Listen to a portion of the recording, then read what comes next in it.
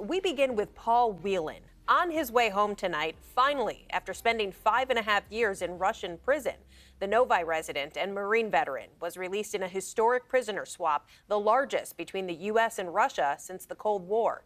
CBS News Detroit's Walter Murphy has more. Well, Novi's own Paul Whelan was one of 3 Americans that were released in one of the largest prison swaps since the Cold War. People across the country are celebrating, but nobody's celebrating more than people right here in southeastern Michigan.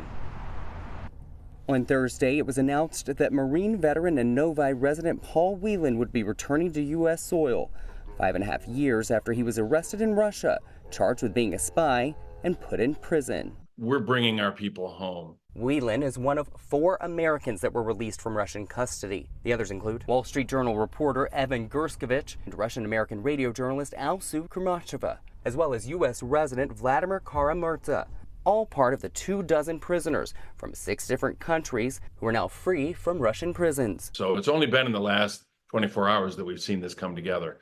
Really grateful to the Biden administration for their efforts. They did not give up, and obviously this it eventually paid off.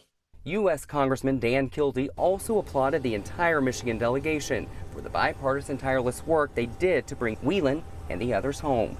But he says the work isn't over because hundreds of American men and women are still being held prisoner around the world. There are a whole number of people who are unlawfully, unfairly being held by other countries.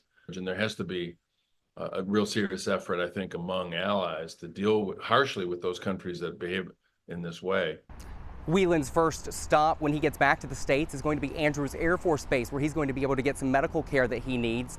No word yet on how long that will take or when he'll be back here in southeastern Michigan, but we'll keep you updated when we get those details. Reporting downtown, I'm Walter Murphy, CBS News Detroit.